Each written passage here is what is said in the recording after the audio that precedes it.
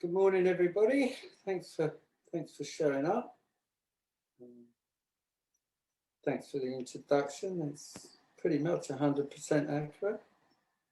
It's what I do, and I have no regrets. So I've learned a bit along the way, and that's what I'm putting up for service for the next 12 weeks. So, step one. We admitted we were powerless over our addiction, that our lives had become unmanageable. So there's quite clearly two major parts in step one. There's the powerlessness and there's the unmanageability. So I'm going to start with powerlessness. I'll try and weave in some stories here and there. I've got a few. So we admitted we were powerless over our addiction. So what would that look like? I think it's quite a brave move to admit you're powerless. So in my own story, I became a drug-using alcoholic person, and I went to one meeting at a very famous treatment centre, and I never drank again. 30 years ago. But my drug of choice, sometimes referred to as my mistress, heroin, class A, was really what I was powerless over. So I may have not drank for 5 years, but then I picked up using the class A's again. And then I felt powerless, because no matter what I did, I just could not stop using.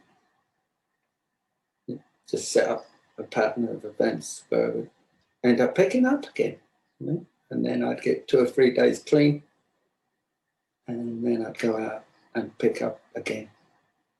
The last time I did this, I smashed up a car just up the road and left the class A's in the car. So to make a successful run at steps, you need a good step one.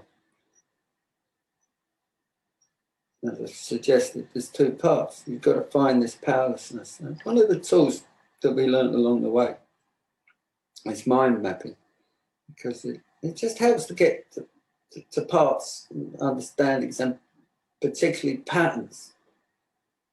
Because the pickup just doesn't just happen. The pickup has probably happened in your mind before. Well, it's obviously happened in your mind before you pick up, and it's worth tracking down what happened. Was you upset? Did it get good?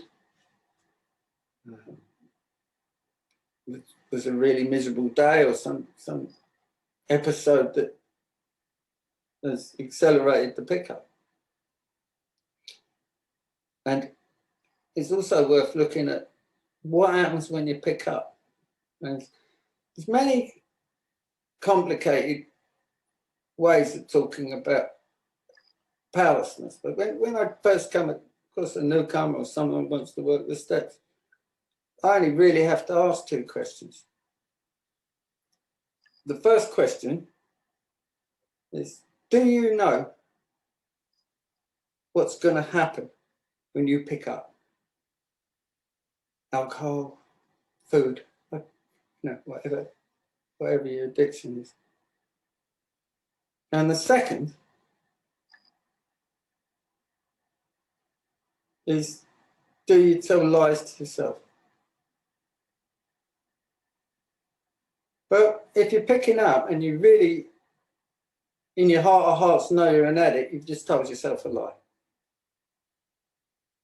There's very complicated methods, some good. That's the only 2 questions I need to ascertain when I start a work with somebody. So what we're really after there's every step has a feeling to it. And the kind of feeling, step one, is misery, really, and powerlessness. And, you know, unmanageability, that yucky, horrible feeling. So that's what, when you start to write out the first part, you want to feel it, you know. Intellectually, that's okay. That takes you somewhere, but it don't take you too far, you know. Intellectually, I know what had happened if I picked up. Is that going to keep me clean? What do you reckon? I wouldn't suggest it is. So you want to look at that.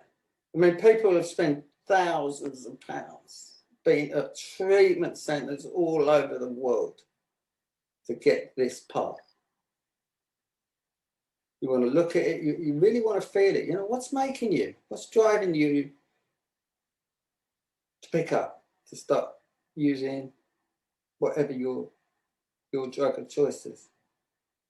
And you really want to get it down there in the gut. And if it makes you unhappy, miserable, even tearful, but about 7 years in, I got someone sponsor me for a different way of doing the steps. It's an Indian man. And he had me crying in this part of the first step. 6 years, 7 years in. And it was simply this. He said, do you want to drink again? And I could just feel it. From the bottom of my heart, I would have done anything not to drink again. It's kind of interesting. And that's what the challenge here is, you know? Do you want to use again?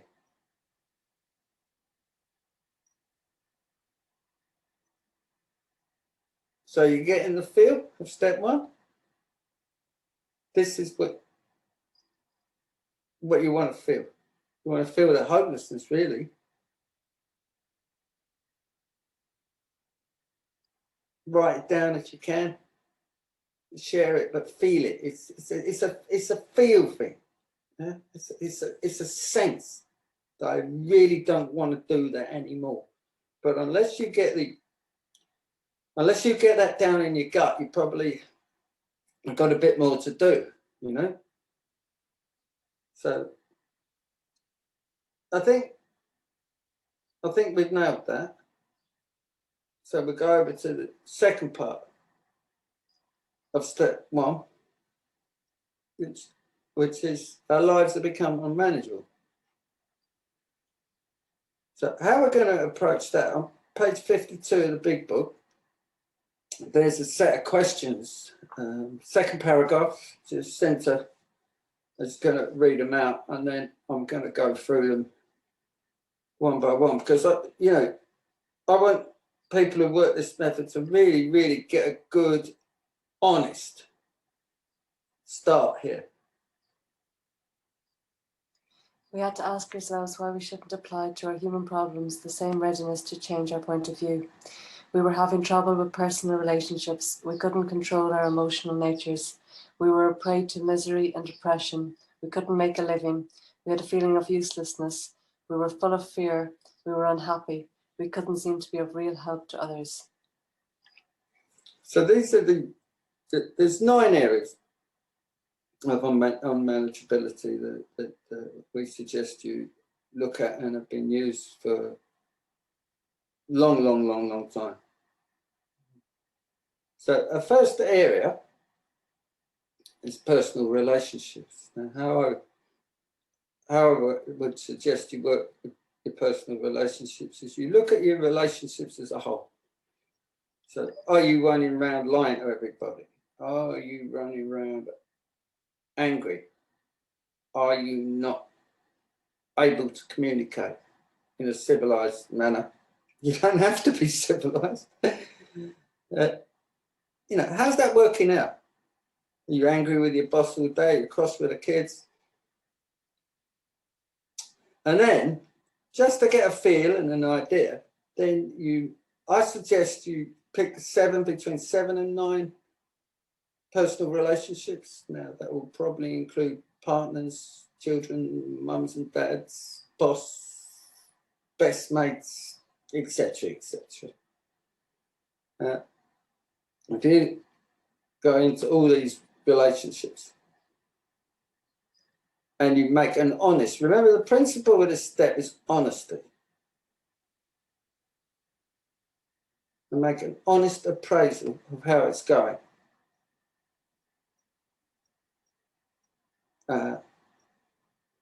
You may see patterns that are through all your relationships. You may just have patterns with, I don't know, mum or dad who was useful.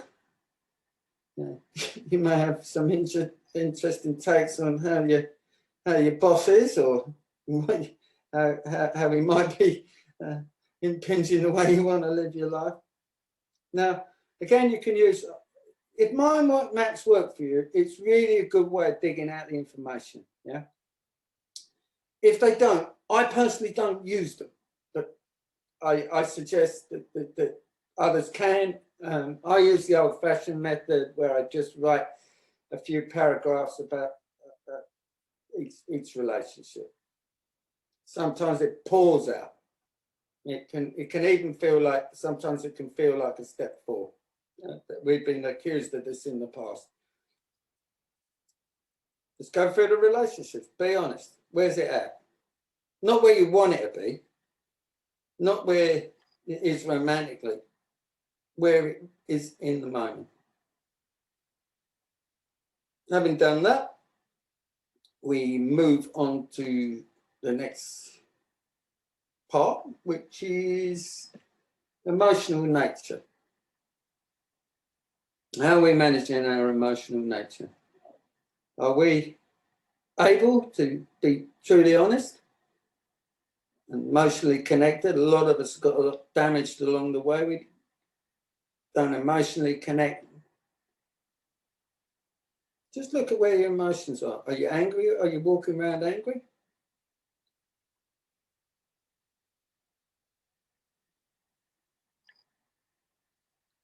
Are you unable to communicate correctly? Are you not, even with the good emotions, are you able to communicate? Are you able to tell people where you're at with it? So dig in there. You know, I've met people who've been a long time around and they haven't quite been able to handle their emotional natures. So again, we're after honesty. How are we handling that? Okay, and I think once you do that, you should be well on your way. Again, sometimes small paragraphs, sometimes 10 lines. Sometimes it pours out here, you know, as with all these efforts. So having done that,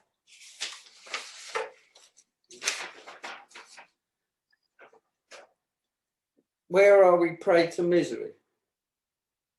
Now, I don't know how other people's last days are using.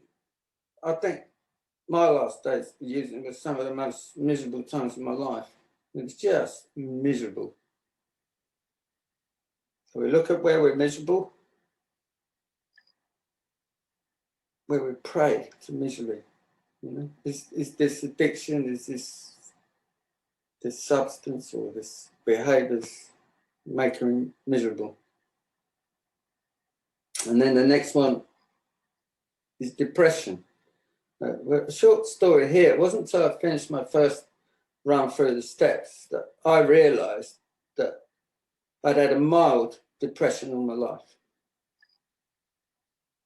It was in the middle of a step, you know, finishing off your step 9. I realised. Now, I guess those around me would have seen me more jolly than that. Maybe yes, maybe no. I may never know that, but I knew deep down I had this mild unhappiness, depression.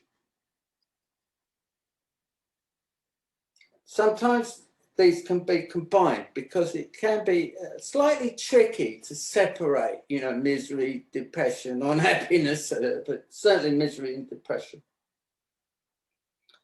Okay, so when you've done that, we move over to where are we having trouble making a living? Well, along the way, I got to sponsor a very wealthy chap, and he, you know, his first reply to this was, "I have no trouble making a living. I'm a millionaire, whatever." I said, "No, when asking you how much money you got." And when we dug in there, he used to go to work. He didn't know what his role was. He couldn't look his employees in the eye. His life, work life, was in chaos. He was making a fortune. I guess that's a society thing these days. I don't know. I'm not going to even comment on it. But when we dug in there, yeah, he was in bits. He was scared to go into the office door. So where are we having trouble making a living? Again, you know, if you keep the principle with step one, honesty, and go through all this, you're going to see some interesting things.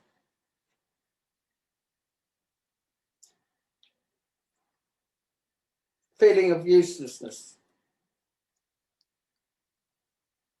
So we have this is quite a common one. I find that people have a feeling of uselessness. I feel useless. What? Not a good place to be. I don't feel very useful in this world.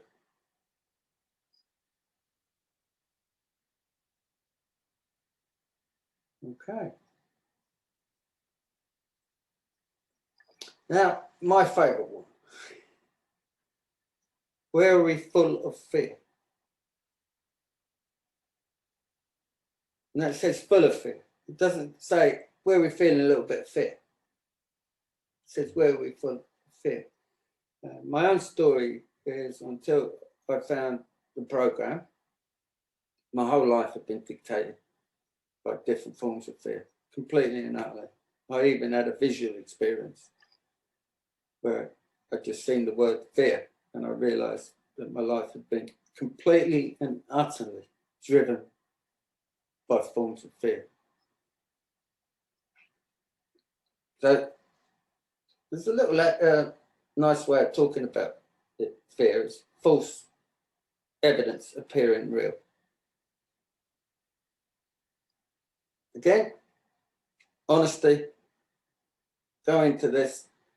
I suppose if you're not feeling some form of fear, you've got to be feeling some delusion in there.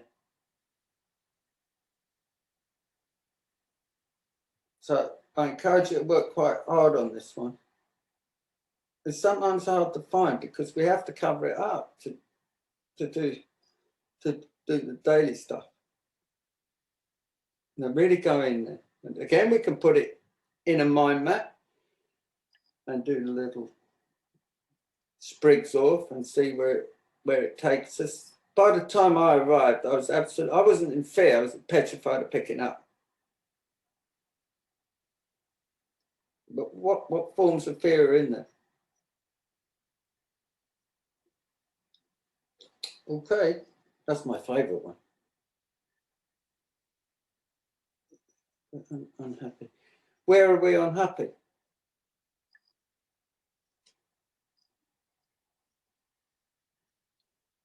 I always think it's interesting. I've got 26 years next month, and I've done 13 sets of steps. A couple of different ones, mostly this method. And the day before, I'm hopping around the garden thinking, life is sweet, yeah? Everything's good. I've got the car I want, the girlfriend I want. My football team's doing great. I feel great. The next day, I go into step one. I'm in bits. So what happens then? Well, we go into delusion and we find patterns of covering up our unhappiness. our misery, our depression, our feelings of uselessness. The final one. Where are we having, excuse me, difficulties being of help to others? It may not be everybody's thing to be of help to others, but it's certainly where some of the joys come from. You know, where are we having difficulties being of help to our kids, our parents, whatever. Again, stay honest, have the courage to go in there. Mind mapping, also usefulness, also very useful. Now, by now, you should be feeling like rubbish. If that's the case, you're probably having a really good step one. You want to feel like, you know what? I'm going to refrain from using the word because I'm getting better at that. You should be feeling like rubbish. Now, I'm going to finish now. Everything you pick up and you've learned about yourself, it's only facts. The steps work in such a way that like step one's the problem, step two's the solution. I would suggest highly you get out of this step as quickly as you can, because you don't want to be wandering around feeling like rubbish. Step two is the solution, where you set up visions. But we're not talking about step two, we're talking about step one. So I'm going to shut up now and put it out to anybody who wants to ask questions. I prefer you kept it at step one, but I'm also happy to answer any questions on the steps. The method I use is where my field of expertise is, but I've been around and I've studied other stuff as well. So, you know, I use the principles from the 12 and 12, etc., etc. So open, feel free. This is, you know, it's a relatively good opportunity. Take it. Thanks for listening.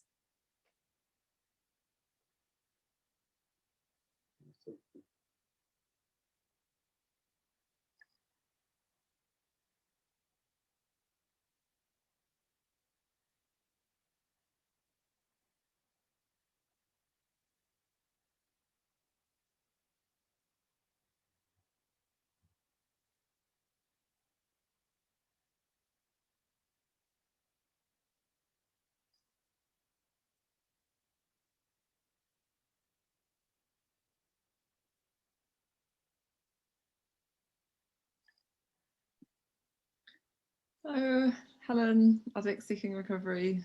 Thanks very much, James. I have a question. It's kind of, I've been thinking about step 3 a lot recently, actually, so it's kind of related to step 3, actually, but it's just around surrender. And I guess I still get confused in the moment in my day-to-day life around when to surrender and how that feels and how I know when I should be sort of trying and when I should stop trying. But I just, yeah, I guess it kind of, it relates to step 1, obviously, like they all relate to each other, but you know, the notions of being kind of powerless and you know, my life was unmanageable because I was powerless and I was surrendering all the time, but just to the wrong things. You know, surrendering to my addiction really and my cravings, and my sort of desire to escape. And yeah, I guess now I'm trying to sort of, yeah, I don't know. I guess surrendering to me now is kind of like letting go of like the outcome of things.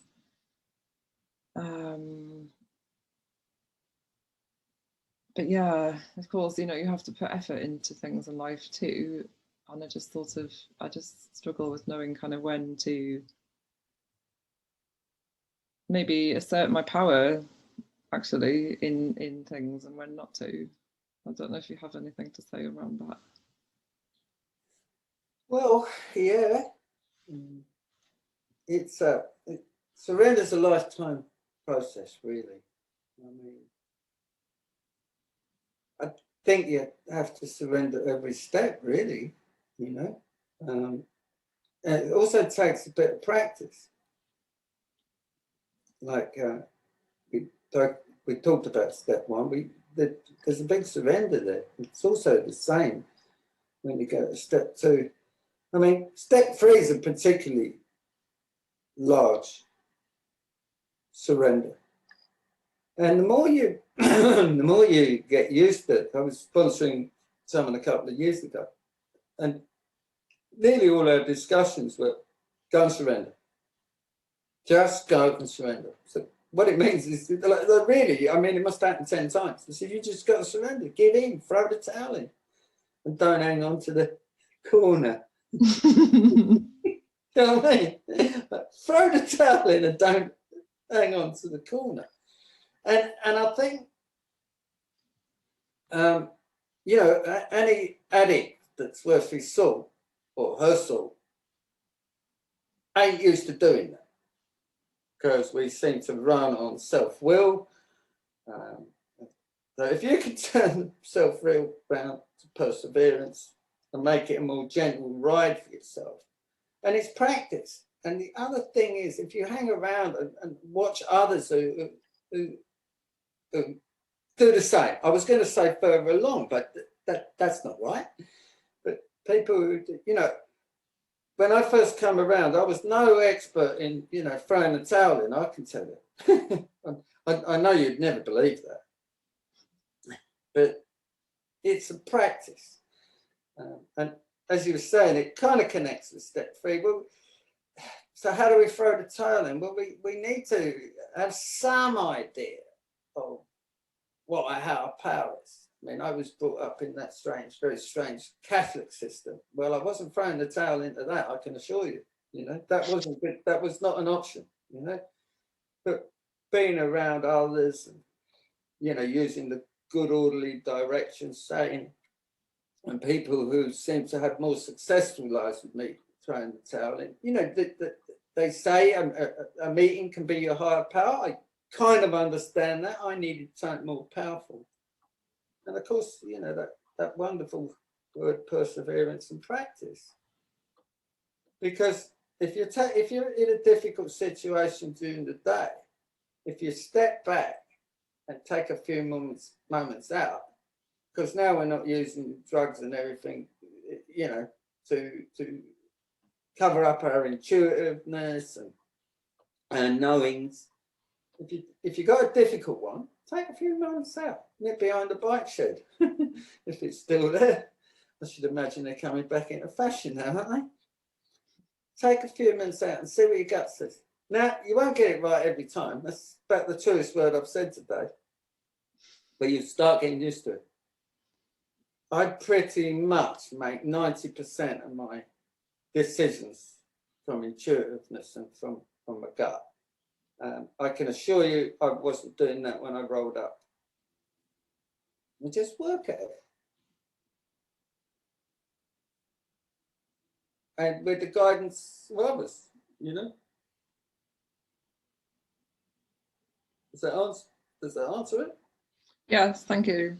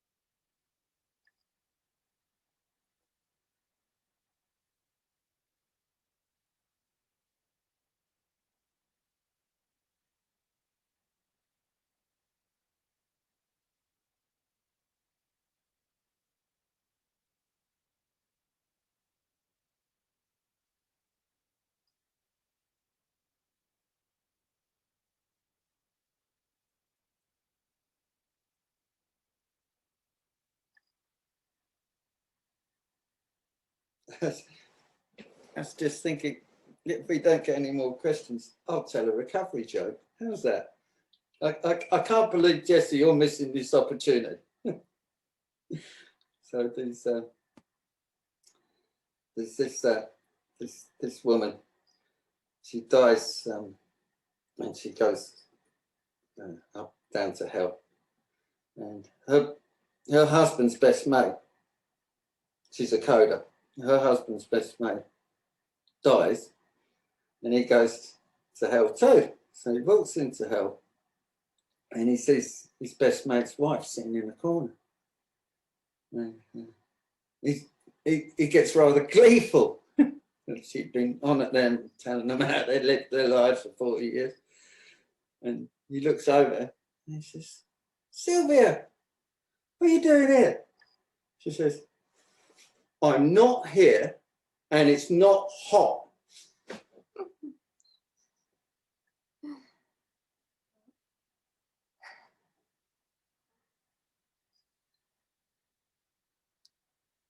Meaning she's popped into denial.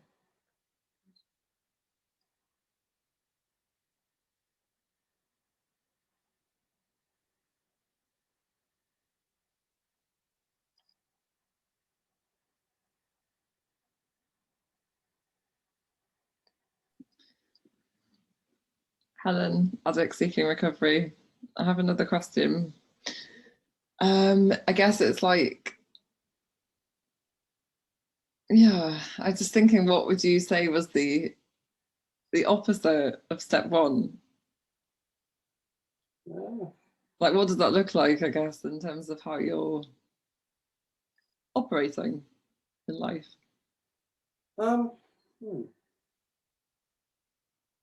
Well, in terms of the steps, that's, you know, when I coach people through, I will give you my personal thing. But, you know, so you wrote down all the misery, the depression, you know, you're feeling the powerlessness and that. Nice to see the only two real motivators. There's been loads of books wrote about motivation of fear and vision. So you'll have picked up a fair bit of fear as a motivation tool, if you like. And the vision one comes in step two. Because the greatest learning takes place when a person changes their point of view. And that's actually what happens between the first step and the second step. So how does that, that's a good question. How does that roll out in my own life? Well, it's probably best to speak where I am these days. I mean, I'm past the point of caring, really. I mean, you asked the question, I'm like, really how it rolls out, you know? I don't really mind how my life rolls out.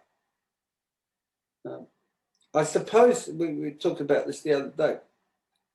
The chemical addict has a kind of edge on some of the other behavioural things, because I just know, without a shadow of a doubt, if I don't pick up, all's going to be well. My life experience tell me it's going to be more than well. So I kind of live a lot of surrender.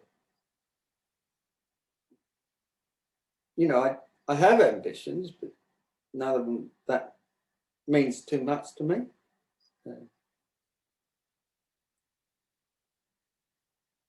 I live in a hell of a lot of joy and peace.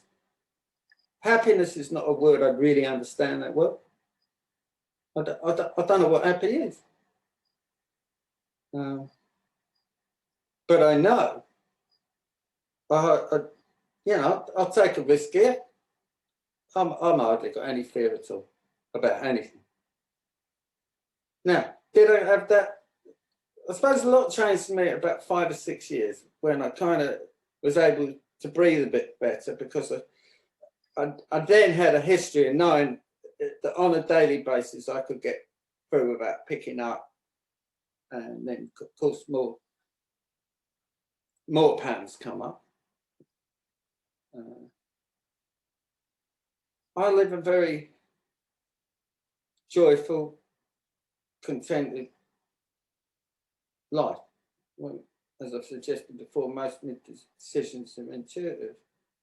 That's taken a few years, but I had a period there from about maybe 5 years to 15 years. Well, it was just absolutely plain sailing. Just get up in the morning, do a little bit, and carry on. The last 2 or 3 years have been very, very difficult. I had the tools. There's a saying, you never get more than you can handle. And that's, again, that's been my experience.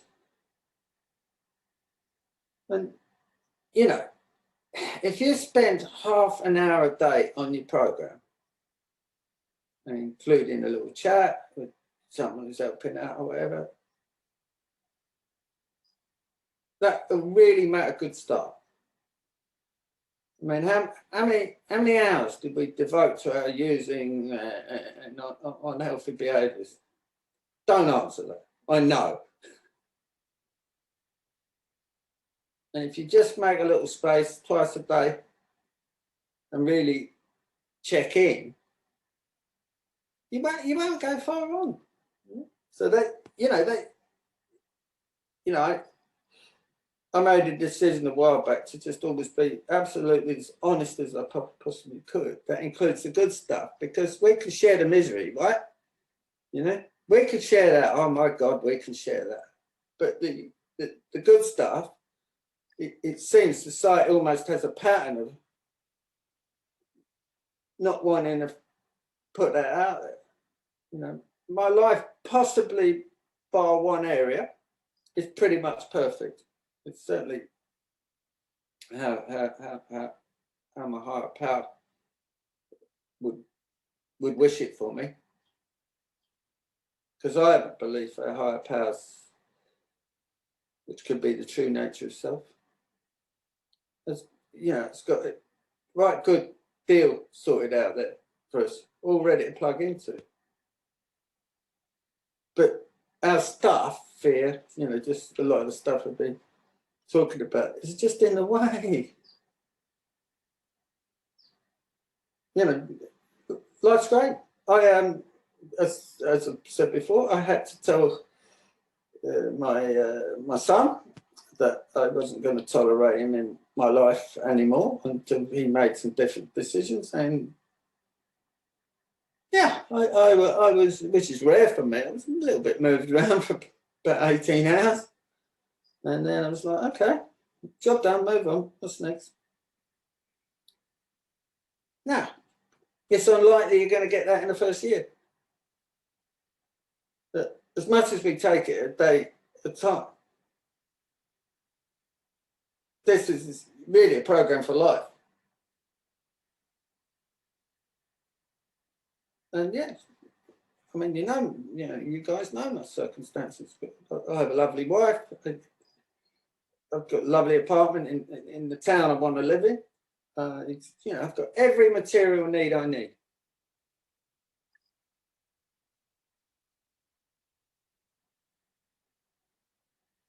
You know, and better than that, most of the crap I don't need. Well, that's just taken a few years. But truthfully, it's beyond me wildest dreams. So how do I maintain that and cope with that? I don't take much notice of. I don't watch telly. I don't take much notice of people's nonsense. I kind of stay under the radar a whole heap. And, you know, I kind of, strangely enough, I don't think I was much a step Nazi as I'm made out to be. So I just use the tools. I live with someone in recovery. I can highly recommend that. And before I take up the rest of the meeting, I'm going to shut up. But it's all available out there for you.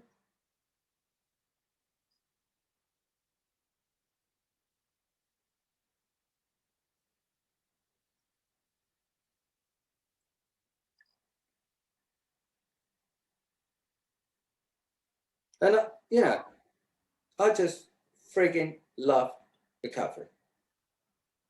My life was a mess beyond anything. So it's funny because none of you guys saw me walk in. Yeah. But yeah, my life was a mess. I had all the stuff, and I might have a few problems, but certainly not a mess. And I'm very contented here. If it all finished tomorrow, all would be well, providing Chelsea win the day. And I laugh and joke about that, but I highly recommend you have a little hobby or a big one outside of all this stuff. Because if you take all this too seriously, you'll end up around the action. So I've used football just as a little way out and my DIY skills to give me a break from, recovery.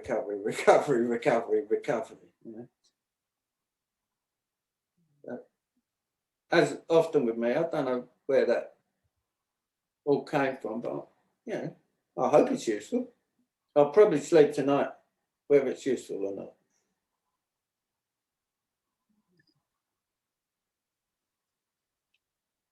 Yeah, thanks, James. I was just going to come in and ask about that, really, what you just touched on, because I feel like I had a time where I was in a much better place from working the 12 steps, and I kind of really got the life that I wanted to lead, and I was on my own and I wasn't dependent on anyone else, and I kind of did some really amazing things. But due to then some health issues that I'm now really struggling with, my whole life is just like consumed by, looking after myself, food and, good food. And I feel like I've stripped a lot away, but I still I've struggled with the whole thing of just being like, oh, I've just got to do so much work here.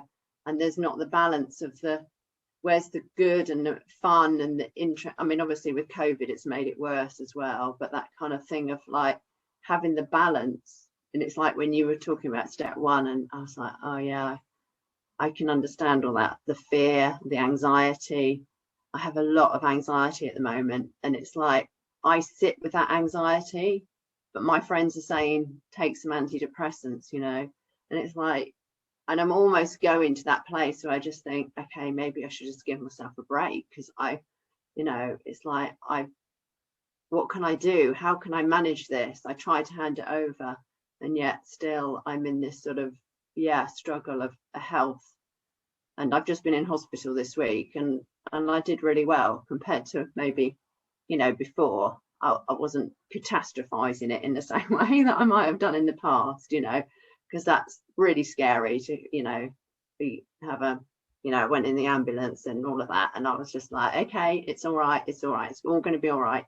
And then I was in hospital yesterday, but I'm just like, tired. At the moment, I haven't got a sponsor. I've just stepped away from having a sponsor as well, because she couldn't sponsor me for, not to do with anything between us, but something else. And I was almost relieved. I was like, oh, thank goodness, I don't have to do the work, It's like, oh, it's just one less thing to kind of do. And it's like, so I don't know. It's like, how do you've obviously done the steps so many times. It's like, how do you, like you were just saying, balance those two things where you have joy outside of just kind of delving into this stuff that can go on, and it feels like it can go on and on for me, especially due to the health stuff.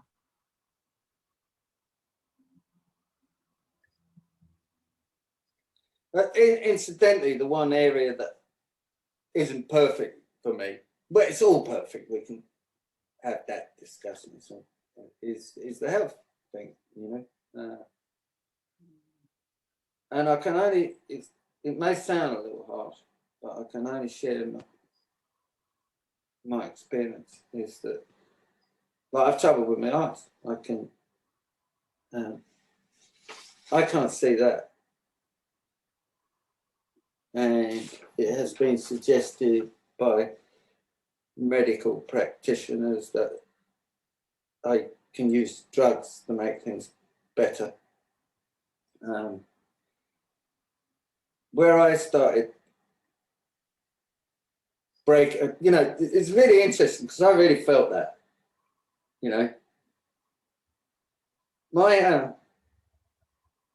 I'll just finish the sentence. One of my favourite readings in the whole of that big book was the acceptance chapter. It was by Dr. Alcoholic Addict. They've changed it. They now call it the acceptance. Is when I accepted it was where it was at, very imperfectly, it made it easier. Now, my biggest triumph in recovery, ever, above all the rest, was I was lying in a hospital bed and they were treating me with morphine, which you guys don't need to know this, but that's my absolute drug of choice. That's my mistress. And I was in so much pain that I'd taken it for a couple of days. And the nurse came round in the morning and she said, "I got your morphine in." I said, I don't want it this morning. You know? I told them, I'd made them very aware that I was an addict and my drug of choice was the opiate. She said, it was by mouth. She said, but everyone has their shot in the morning. You know what I mean? Everybody's sitting up in bed waiting for the morphine hit. And, you know, I don't really get that emotional about stuff, yeah. But when she went on to the next bed, I burst into tears. Because it would have been easy to just gobble up that morphine. I just felt that my recovery won over. This was a lot of years. I mean, we're talking 16 years in here, you know. I just knew in my heart it was such a triumph for me over my addiction. Now, I'm well aware it comes tomorrow, but you know, I've been around not long enough, I know how that works. But when she wheeled that little trolley to the next dude's bed, what he done was I just felt I won a big victory. And so with the health thing, my victory was I just accept it as it is, you know. I might go blind. Well, you know, and I might not. But I don't understand your struggle. You know, if you can let your recovery win the small battles, you'll be fine. You know, I could give you advice on. I prefer to stick it to personal experience.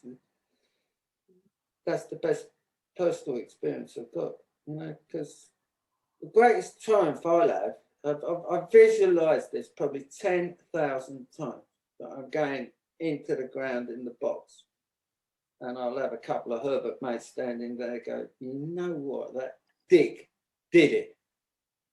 He stayed clean.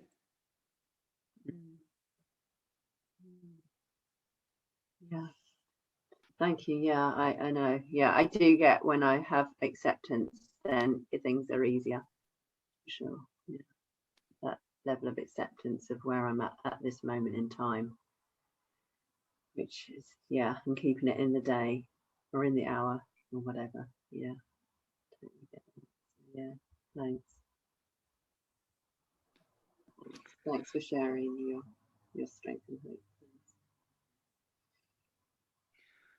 Okay, we're pretty much out of time now. Thank you so much, James, and thank you everyone for your honesty and questions. We're going to stop the recording now. Just a note